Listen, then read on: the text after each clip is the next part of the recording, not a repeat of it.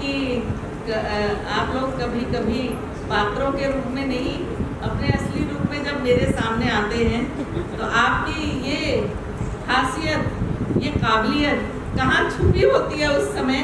अगर आप इस खासियत में जाएंगे, मेरी आप लोगों के लिए बहुत बहुत शुभकामनाएं, बहुत प्यार, आप लोगों को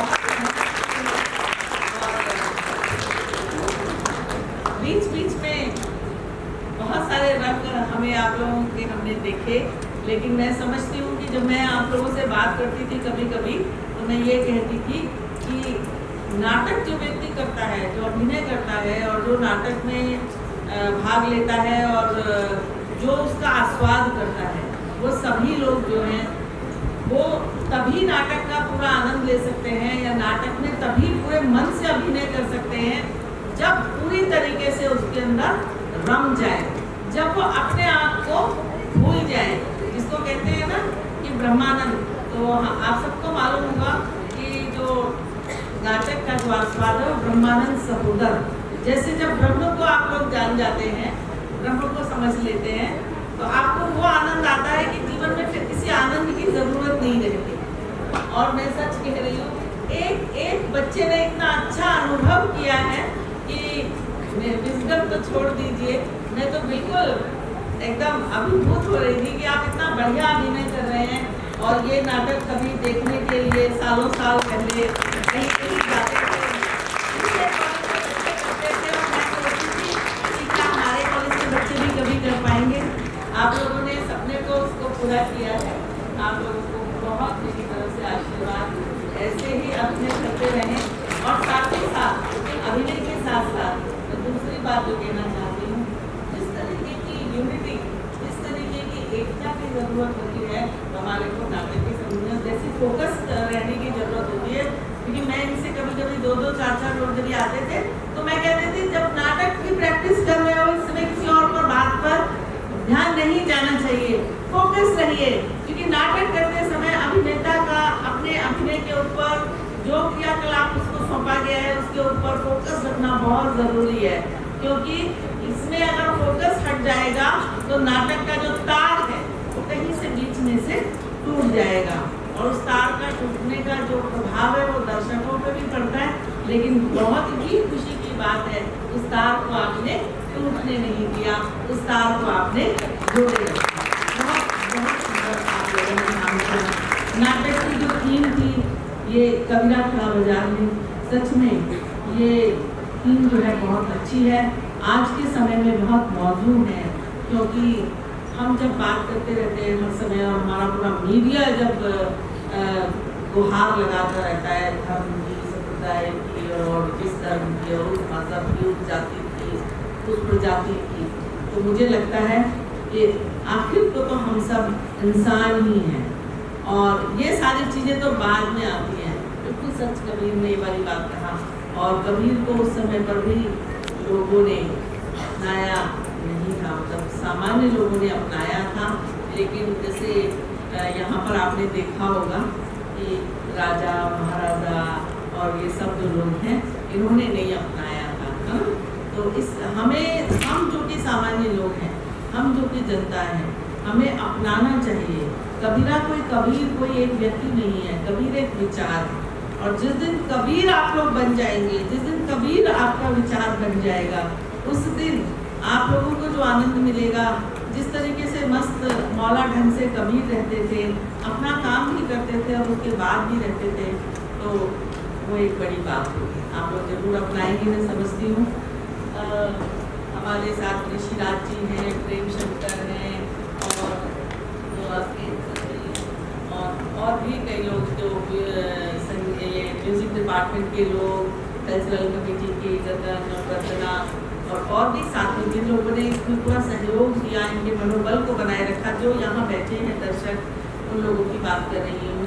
क्योंकि कोई भी नाटक जो है उसे दर्शकों की ज़रूरत होती है, क्योंकि दर्शक ही वो लोग हैं जो उनके अभिनय को एक तरीके का सम्मान प्रदान करते हैं। जब आप बैठते हैं, जब आप सुनते हैं, तो आप जो सीखते हैं वो तो है ही है, लेकिन और ये तो हमारी प्रिय छात्राएं हैं, इनका मनोबल बढ़ाने के लिए, इनके प्रयास को सहयोग देने के लिए हमारा यहाँ आना बहुत ज़रूरी है। आप सब लोगों को बहुत धन्यवाद और हमारी टीम को बहुत धन्यवाद। ये लोग इतनी शांत टीम थी, इतनी अच्छी टीम थी कि कोई बात नहीं कहती होती थी। खास तौर पे ऋषिराज जी, वो इतनी विनम्रता से उस बात को कहते थे कि मैं तो खुद ही घबरा जाती थी कि वो अचानक इतने विनम्र हो रहे हैं, क्योंकि मैं तो इतनी सरलता सीधी बात कहती हूँ, कबीर की तरह ही बोलती हूँ। मैं तो जो कहना होता है आप लोगों को भी सीधा कहा, उनको भी सीधा कहा, और जिससे भी कभी कहना पड़ा तो मैं सीधा ही कहती हूँ।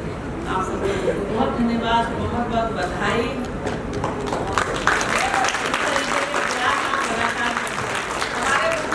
हमारे पीछे बच्चों बैठ जाइए, और वो नाटक के क्षेत्र से हैं और बहुत काम किया है उन्होंने। आप तो यहाँ पर for her kind words of gratitude. Now, every production is incomplete without music, camera and action. Now, I would like to invite Gati Krishna sir, Subhashish sir, Vinay and Aman to kindly present on stage. Chief guest Dr. Pankaj Kumar Mishra to share some blessings.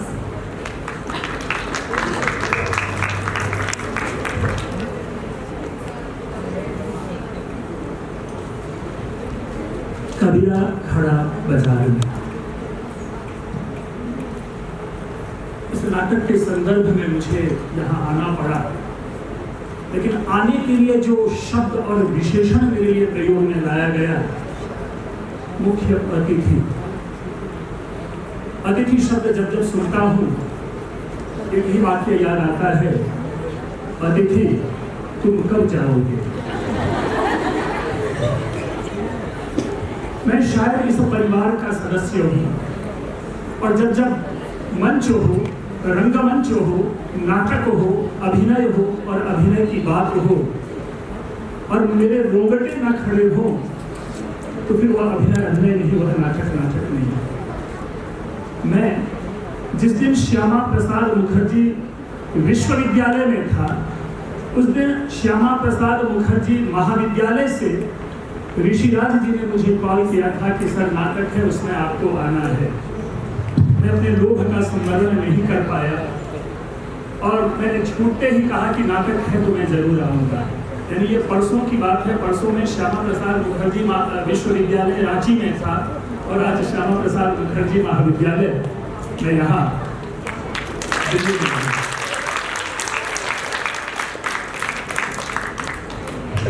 यद्यपि principal महोदया ने बहुत सारी बातें कह दी, लेकिन मैं यहाँ आया हूँ और इन छात्रों का जब मैंने अभिनय देखा, गगनदीप जी साक्षी हैं कि नाटक की समाप्ति के समय मेरे आंखों में आंसू थे और मैं बोल नहीं पा रहा था। ये आप लोगों की मंचन की उपलब्धि है। यदि आपने बैठे हुए दर्शकों को अपने द्वारा प्रदर्शित अभिनय के रस में अगर आपने डुबो दिया, तो अभिनय की सफलता वहीं पर है। और वहां पर कोई भी एक इंडिविजुअल नहीं होता, कोई भी एक अकेला नायक नायिका नहीं होते किसी भी नाटक में जो नाटक को लेके चलता है। हर एक पात्र की भूमिका है। मैंने जब एक अंधा भिखारी का प्रवेश देखा, आपकी बात कर रहा हूँ, मेरे रोंगटे खड़े हो गए कि क्या सजीवता थी उसमें। और बहुत ही क्षणिक, जिसको हम आज की भाषा में गेस्ट अपीयरेंस कहते हैं, वो गेस्ट अपीयरेंस है उनका। कैमियो रोल जिसे कहते हैं, जैसे कुछ कुछ होता है ना, सलमान खान आ जाते हैं और दिल तो पागल है में अक्षय कुमार आ जाते हैं, बस वो रोल है। लेकिन वो जिस तरह से उस क्षण बांधे रखा है, और आप सब लोगों ने देखा कि आप सब लोगों ने पिन ड्रॉप साइलेंस थी, एक अवाक की स्थिति थी। ये आपके अभिनय की सफलता है। लेकिन हाँ, एक चीज मैं जरूर कहूंगा कि देखिए, ये नाटक और ये मंचन क्या होता है, एकमात्र परंपरा है। इससे बड़ी सेक्युलर परंपरा आज तक हमारे संस्कृति में कोई नहीं है। Most secular. और महाकवि कालिदास कहते भी हैं, भिन्न रुचेर जनस्य बहुधा एकम समाराधनम। संस्कृत बोल रहा हूँ, घबराइएगा नहीं। हर वर्ग की रुचि का ये क्षेत्र होता है। हर वर्ग की रुचि, भिन्न रुचेर जनस्य, भिन्न रुचि वाले, भिन्न गतिमति वाले, भिन्न व्यवहार वाले, भिन्न व्यवसाय वाले। और जैसे ही ये बात आती है, वहां पर कोई एक इंडिविजुअल नहीं रहता, न कोई हिंदू रहता, न मुस्लिम रहता, न ब्राह्मण रहता, न क्षत्रिय रहता। और आश्चर्य तो तब है कि कबीर की भूमिका निभा रही है ज़ारा और सिकंदर की भूमिका निभा रही है नंदी। जरा देखिए, और मैं सोनल की चर्चा किए नहीं रह सकता, यद्यपि मैं किसी भी एक इंडिविजुअल की नहीं तारीफ करना चाहता, सबने बहुत ही अच्छा किया। लेकिन मुझे एक क्षण के लिए लगा कि श्यामा प्रसाद मुखर्जी महिला महाविद्यालय ने किसी पुरुष विद्यालय से, किसी पुरुष महाविद्यालय से इस एक कैरेक्टर को बोरो किया है।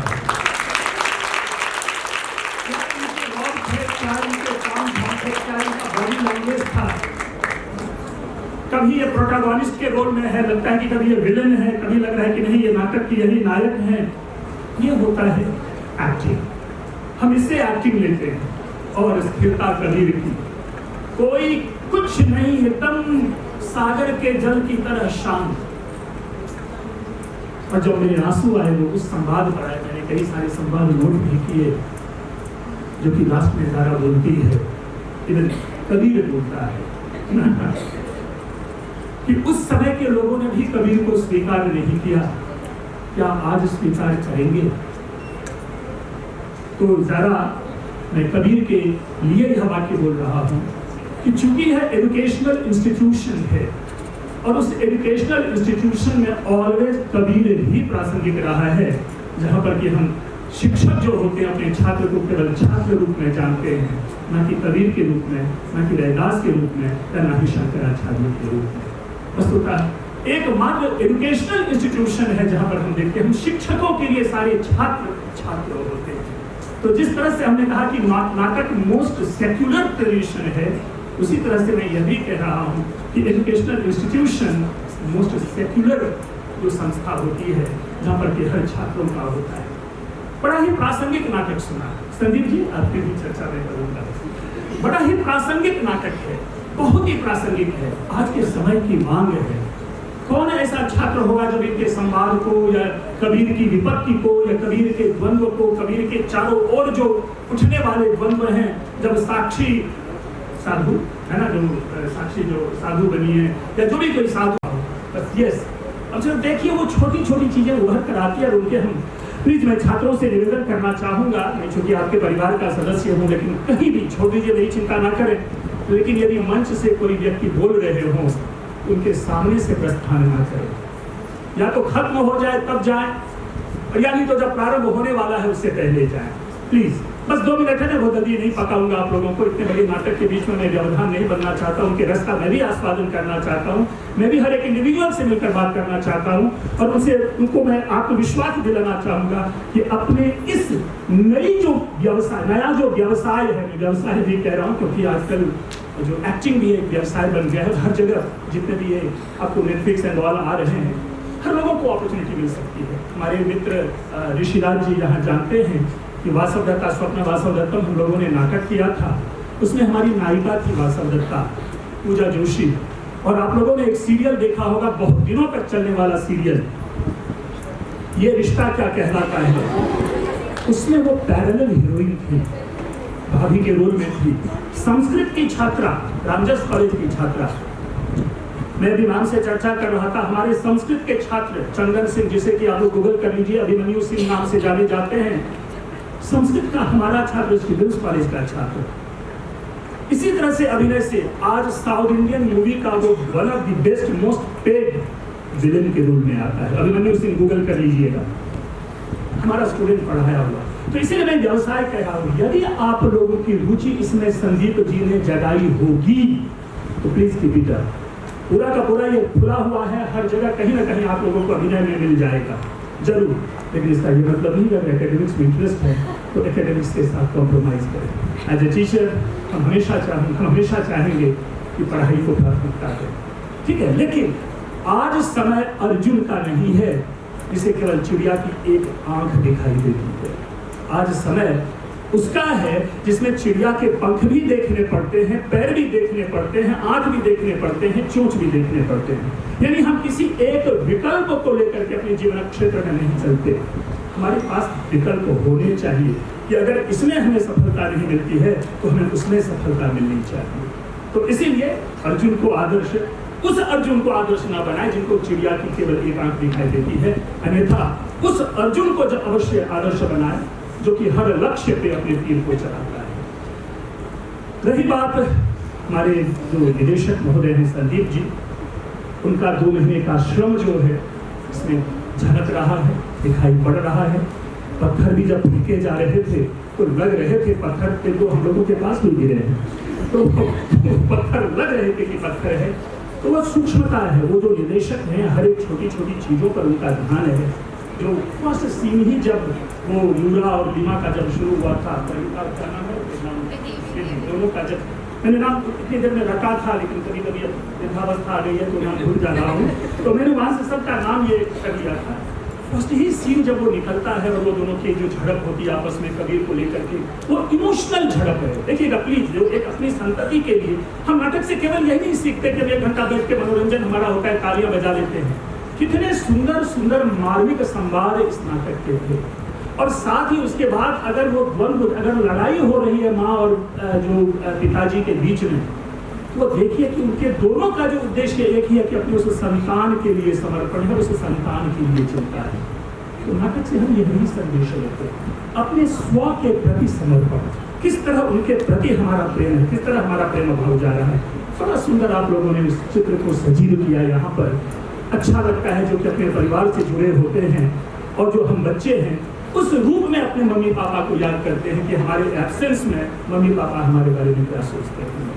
तो इसीलिए नाटक बहुत बड़ा संदेश है। और संदीप जी, उस संदेश की जीवंतता आपने बनाई रखी, आपका श्रम इसमें पूरी तरह से झलका और भविष्य में आप और भी सुंदर और भी अच्छा नाटक हम लोगों को दिखाते रहें। नहीं कुछ तो कभी किसी कोने के दर्शक के रूप में भी बुला लेंगे, तो एक आध ताली में भी बजा लूंगा आपके इस भविष्य के सुंदर प्रयास के लिए। छोटी सी पंक्ति है, श्लोक पूरा नहीं दे रहा हूँ, कि किसी भी कार्यक्रम के लिए वक्ता श्रोता च दुर्लभा कहा गया है। श्रोता भी दुर्लभ होते हैं, वक्ता तो दुर्लभ होते ही हैं लेकिन श्रोता भी दुर्लभ होते हैं। शायद आप लोगों की किसी की नजर गई होगी कि बीच नाटक से मैंने पीछे का सेल्फी लिया था, पूरे ऑडियंस का मैंने फोटो लिया था, खचाखच भरा हुआ था। इतना बड़ा हॉल और पूरा हॉल भरा होना, ये भी आपके कार्यक्रम की सफलता है, आपके ये सारे लोग नाटक से उठ करके नहीं गए क्योंकि आपने उसे बांध करके रखा। ये सारे लोग इसलिए उठ करके जा रहे हैं कि हम बांध पाने में सक्षम नहीं हो पा रहे हैं। तो खैर बहुत अधिक मैं समय नहीं लूंगा। ऋषिराज जी, जब आपको मेरे से बदले लेने की भावना होती है तो आप मुझे बुला लेते हैं कि चलो यही मौका है, मंच पर से इनको ये कुछ बोल तो नहीं पाएंगे, चलो इनको बुला लेते हैं।